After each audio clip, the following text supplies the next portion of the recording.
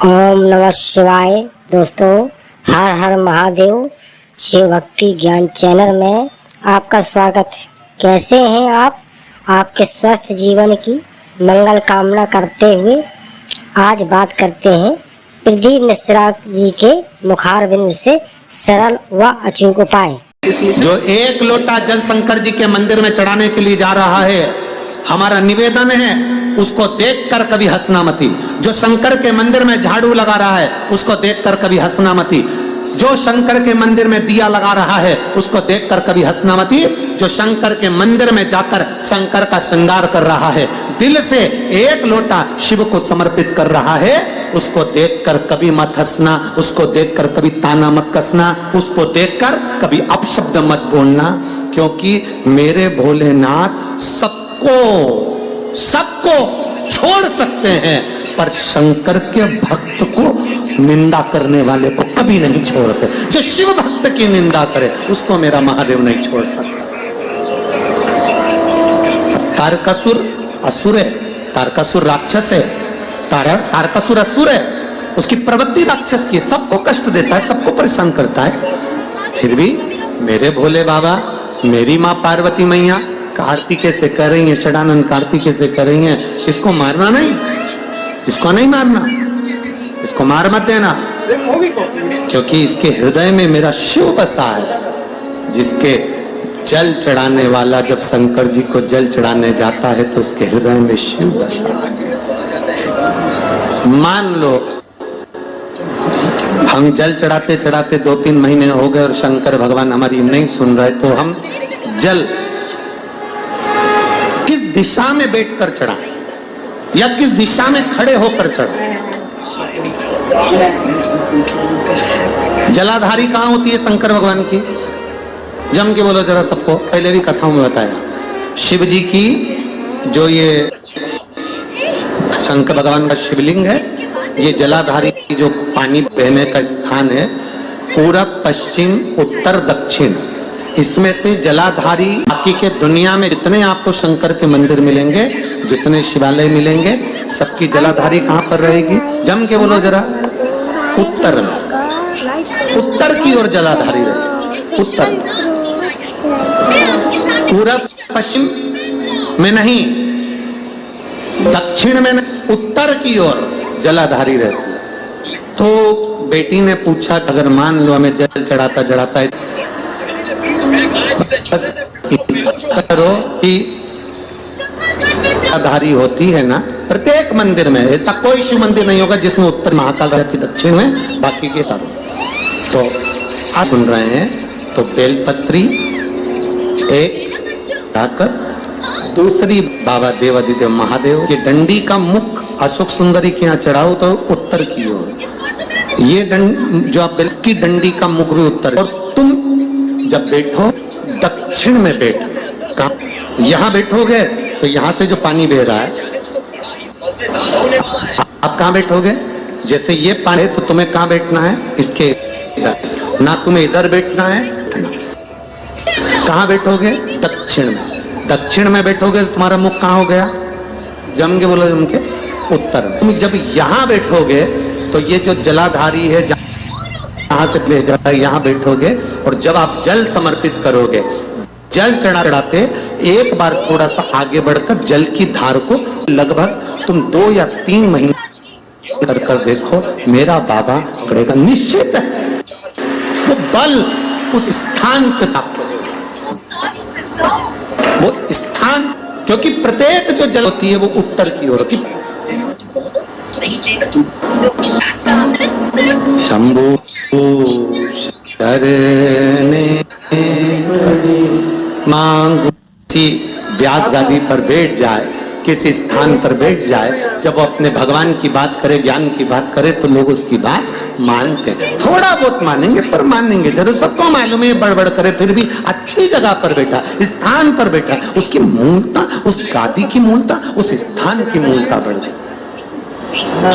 बाजार में चाय 5 रुपए की, यहीं से जाओ बाहर, 5 रुपए की चाय, आगे पहुंचे होटल पे 10 रुपए की, और अच्छी होटल पे 20 रुपए की, और अच्छी होटल पे 30 रुपए की, 5 स्टार होटल में 150 रुपए की। चाय वही है, दूध वही है, शक्कर वही है, पत्ती वही है, कप वही है, गिलास वही है, बस चाय की कीमत बढ़ गई। यहाँ थी 5 की, वहां पहुंचे 10 की, और 5 स्टार में 150 की। उसी तरह शिव के आसपास में बैठने की जगह, कहां बैठकर हम कौन सी आराधना करें, कैसे हम महादेव से अपने दिल की बात कर रहे हैं, ये जगह की मूलता कर देती है कि तुम्हारी कीमत कहां बढ़ सकती है। किस स्थान से बैठकर हम शिव को जल चढ़ा लें कि शंकर हमारा हो जाए, शिव के भाव हमारे आनंद में हो जाए।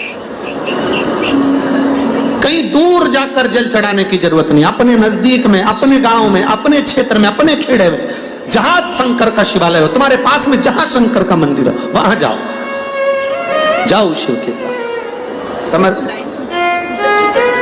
तारकासुर क्यों मारना है, पर सुनो उसके हृदय में शिव बसा है, हृदय में बाण नहीं लगना चाहिए।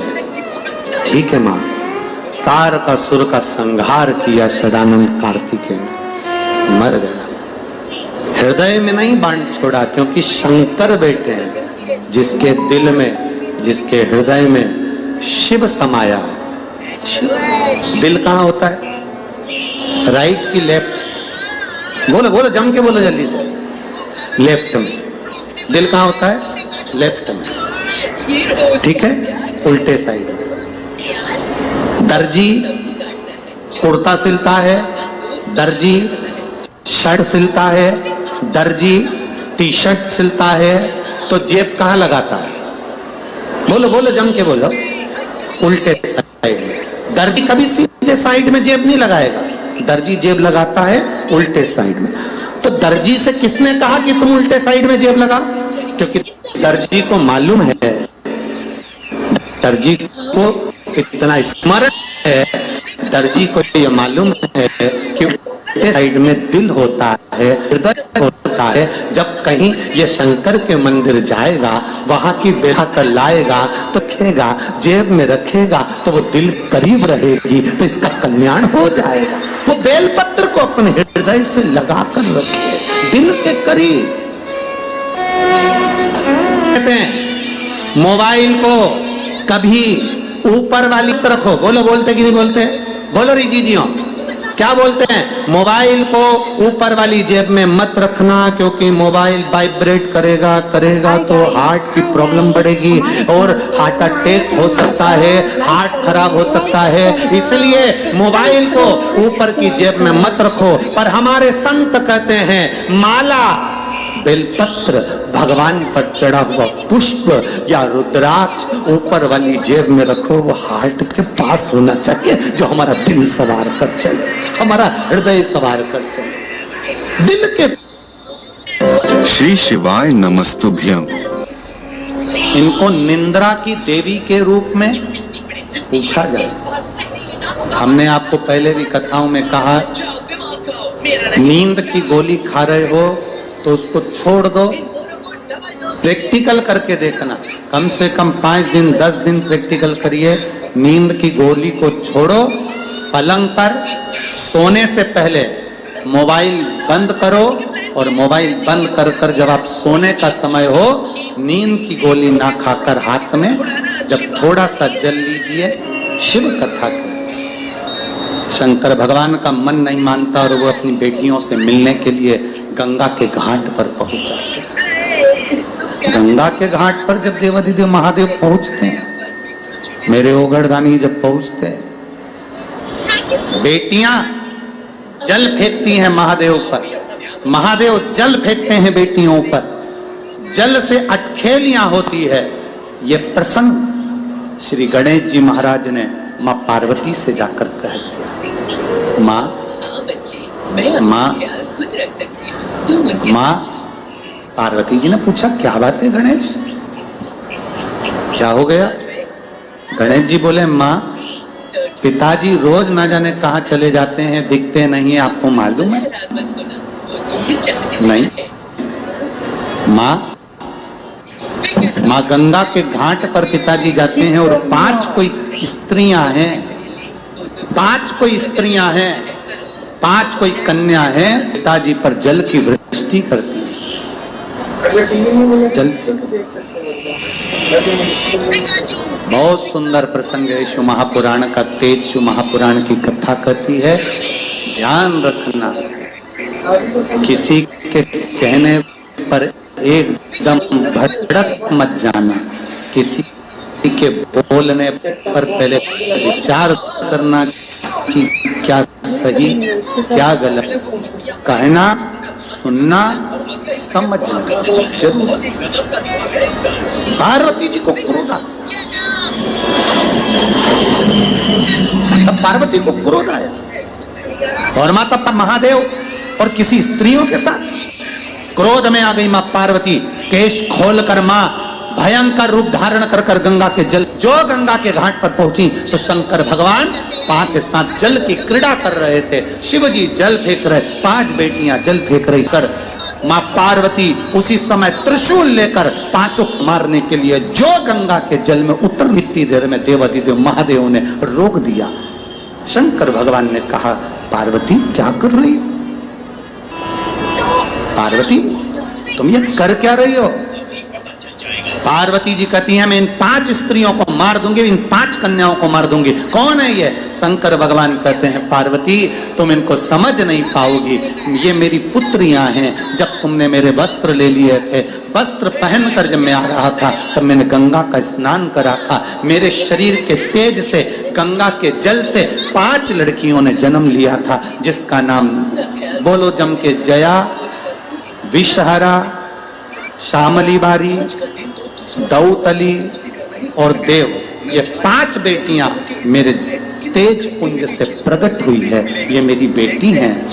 गंगा मैया ने इनको प्रकट किया है। गंगा जी पार्वती जी हाथ जोड़कर क्षमा मांग रहे हैं। बाबा ओगरदानी से, बाबा त्रिकालदर्शी कैलाशी से माता पार्वती जी ने क्षमा मांगी, गलती क्षमा कर। शिव कहते हैं, सुनो पार्वती, मेरी ये 5 बेटियां जल के वेग में सर्प के स्वरूप में रहेंगी। इनको निंद्रा की देवी के रूप में पूछा जाए। हमने आपको पहले भी कथाओं में कहा, नींद की गोली खा रहे हो तो उसको छोड़ दो, प्रैक्टिकल करके देखना, कम से कम 5 दिन 10 दिन प्रैक्टिकल करिए।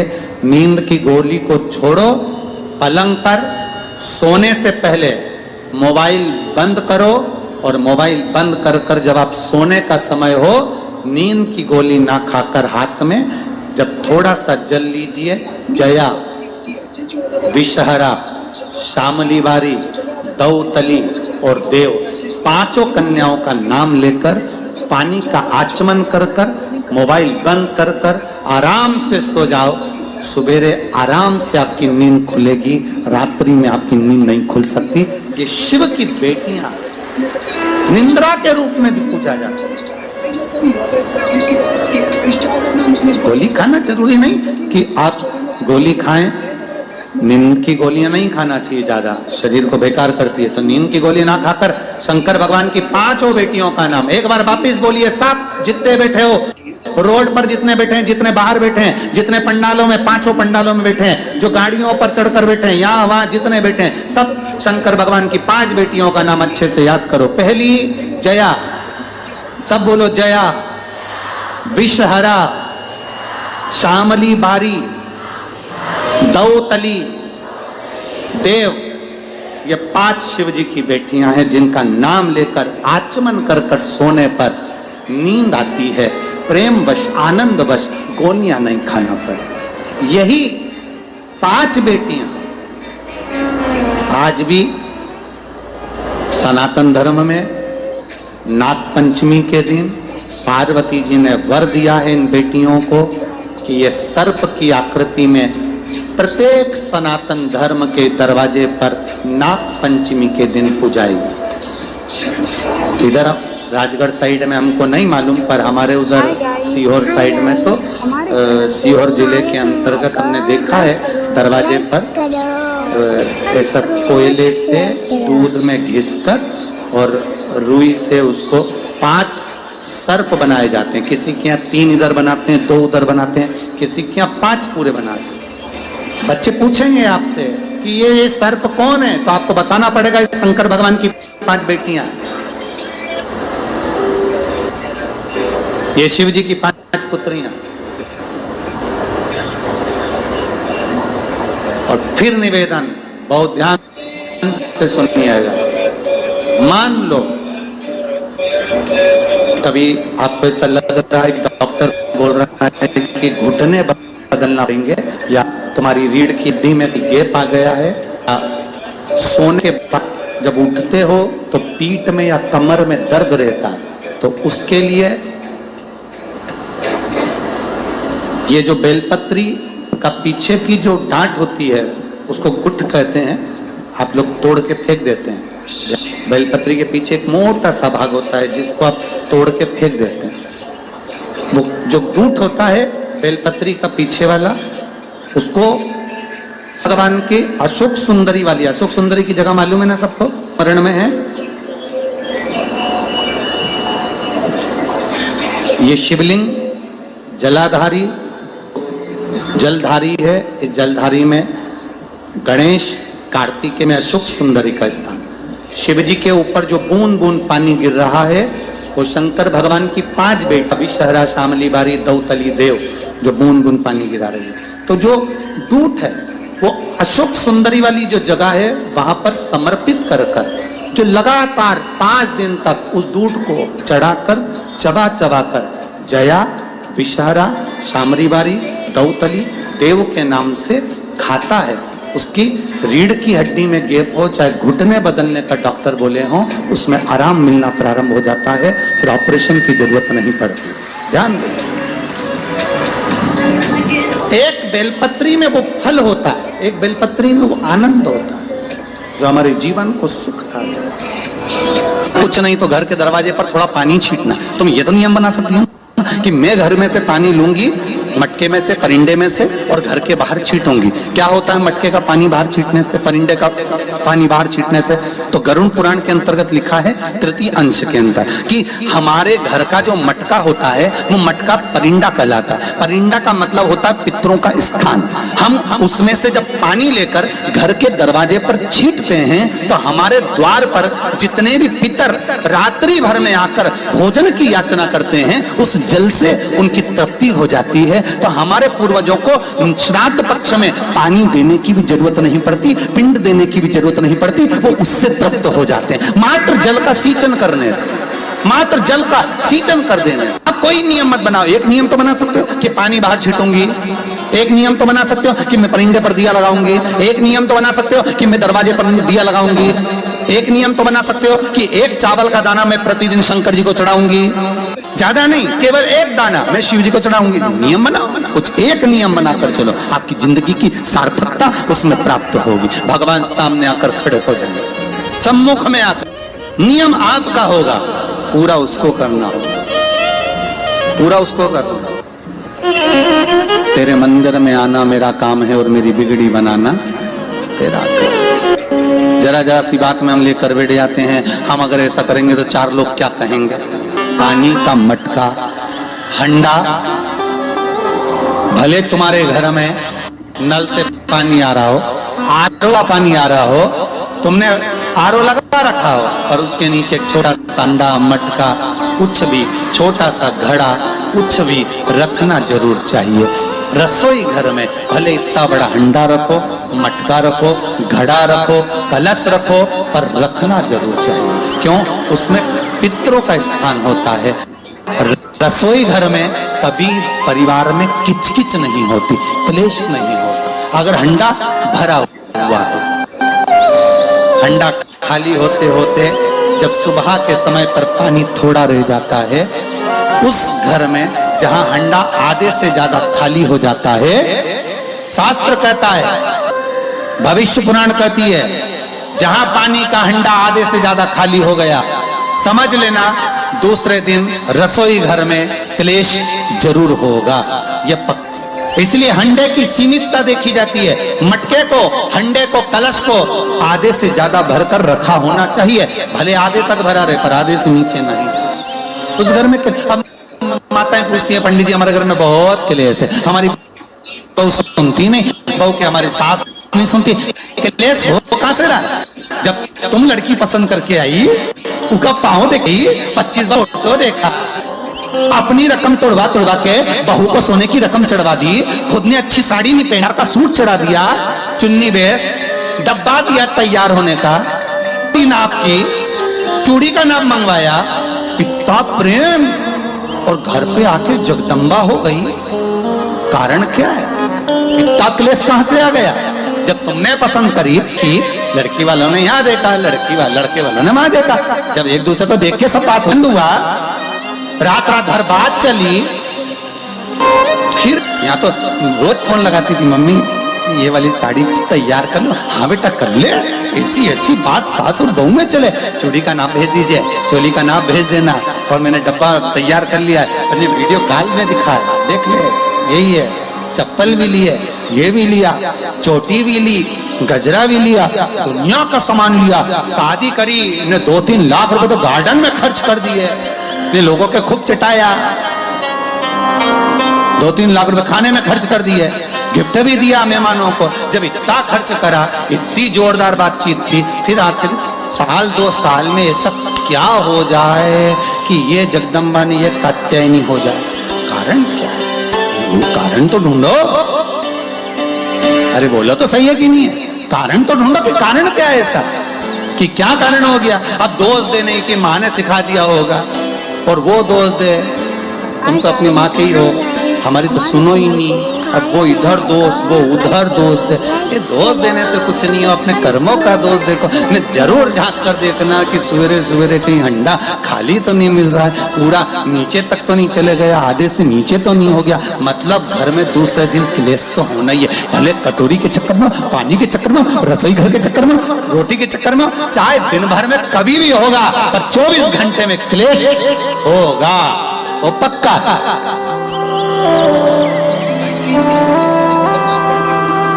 थोड़ा भरा क्यों भर कर रखा जाता है? मटका क्यों भर कर रखते हैं? हंडा क्यों कहा जाता है कि जिस समय वास्तु पूजन होता है, पितरों के लिए पूजन करी जाती है, तो हंडा भरा जाता है, नया कोरा मटका, नया हंडा वास्तु पूजन में भरा जाता है। क्यों?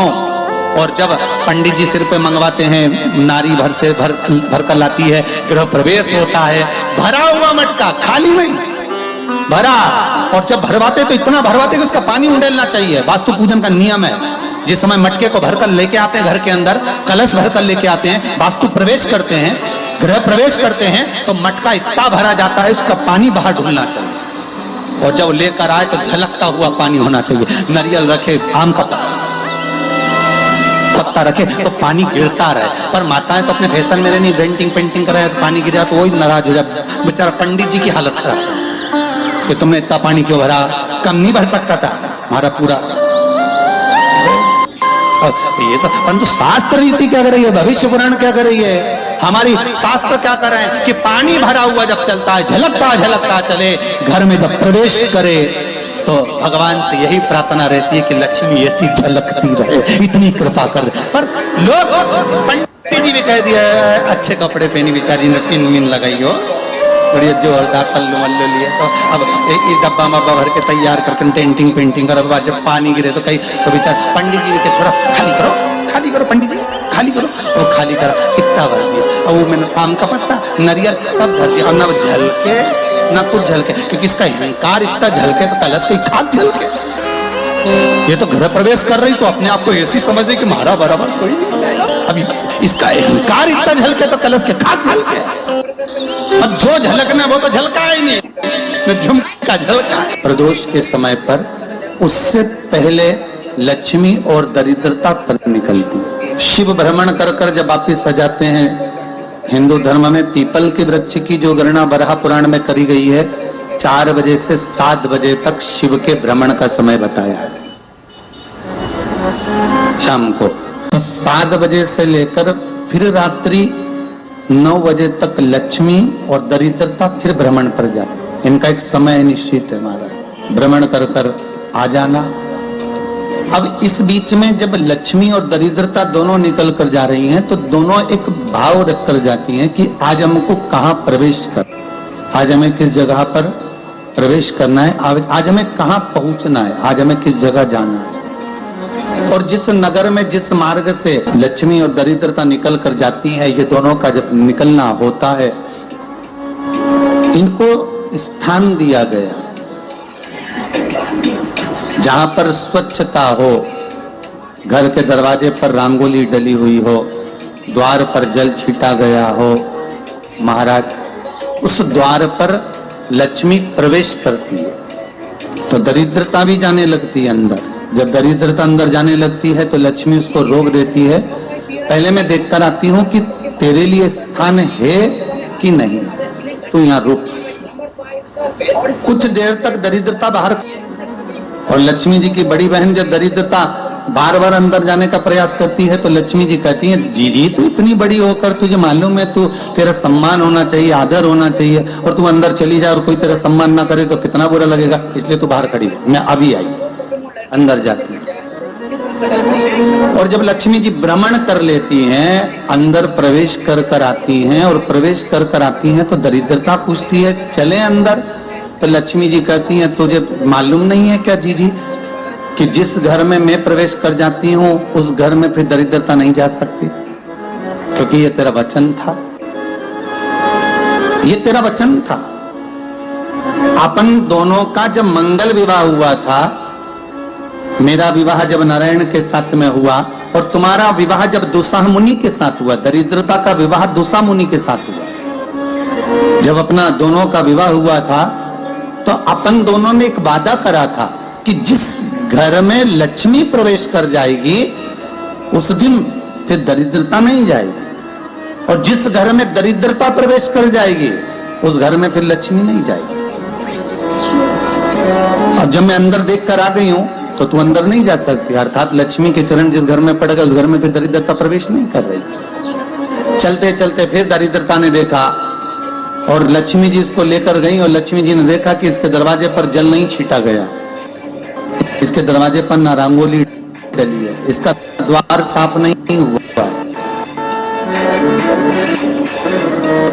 इसके द्वार पर दीप नहीं है, इसके द्वार पर कलंक है, इसके दरवाजे पर ढेर सारा कचरा पड़ा हुआ है, कोई स्वाह गंदगी भी कर कर चला गया है, कहीं बिल्ली ने गंदगी कर रखी, कहीं जीवों ने कुछ गंदा गिरा रखा है। तो फिर लक्ष्मी जी कहती है जीजी अब मैं होकर आ गई थी ना, अब तू जा, तू होकर आ। दरिद्रता प्रवेश करती है तो अंदर जाकर क्या देखती है दरिद्रता कि इतनी सवेरे से मैं घूमने इनके दरवाजे पर आई और ये तो सब चादर तान के चकाचक गुर्राटा भर भर कर सो रहे हैं। तो दरिद्रता कह देती है तुम्हारा भाग्य ही बेकार है, तो मैं क्या करूं, तुम ऐसे ही सोते रहो। और दरिद्रता गुस्से में बाहर निकल कर आती है, लक्ष्मी से कहती है लक्ष्मी तू इसके घर में जाना ही मत। तो दरिद्रता को कहती है जीजी तेरी बात नहीं मानूंगी क्या मैं? लक्ष्मी जी बोली मैं तेरी बात नहीं मानूंगी, बिल्कुल नहीं जाऊंगी इसके घर में, तू चिंता मत कर, चल आगे चल। फिर आगे बढ़, ये लक्ष्मी और दरिद्रता का प्रवेश। आपके घर का द्वार, आपके घर का दरवाजा। फिर निवेदन करूंगा एक बहुत सुंदर बात, हमें महाराष्ट्र से सीखना चाहिए, हमें साउथ से सीखना चाहिए, दक्षिण से। जिस समय पर भक्ति देवी यमुना जी के घाट पर रो रही थी अपने पुत्र ज्ञान और वैराग्य को गोदी में लेकर, समय देवऋषि नारद ने प्रश्न किया था कि तुम कहां पर पोषित हुई हो, तुम्हें ऊर्जा कहां से प्राप्त हुई? तो कहा मैं गुजरात से तो चली हूं।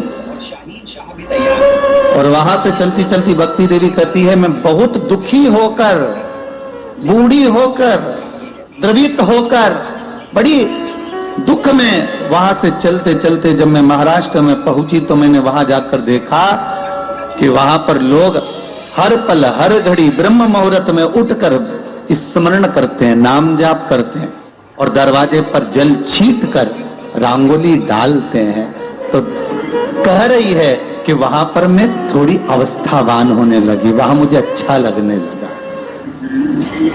फिर जब मैं और आगे पढ़ी, दक्षिण में जब पहुंची, वहां पर जाकर मैंने देखा कि सुबह से उठकर मंगलाचरण, मंगला स्तोत्र और वेदों की ध्वनि होने लगी। वहां पर मैं और आनंदित हो गई।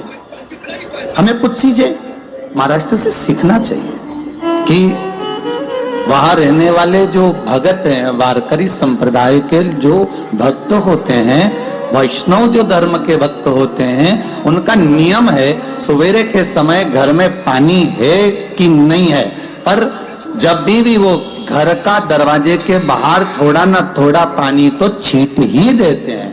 और छींटने के बाद फिर वहां पर, अपने यहाँ तो दिवाली पे रंगोली बनती है जी, और वहां पर रोज की रंगोली बन जाती है कि कभी हो सकता है परमात्मा राह भूल कर हमारे घर में प्रवेश कर जाए, इसलिए वहां प्रतिदिन की रंगोली। हम आशा करते हैं कि भगवान शिव आपकी सभी मनोकामना पूर्ण करें। इस उपाय को करना ना भूलें। आज बस इतना ही, फिर मिलते हैं नेक्स्ट वीडियो में। दोस्तों, वीडियो अच्छी लगी हो तो सब्सक्राइब और लाइक जरूर करें। ओम नमः शिवाय दोस्तों।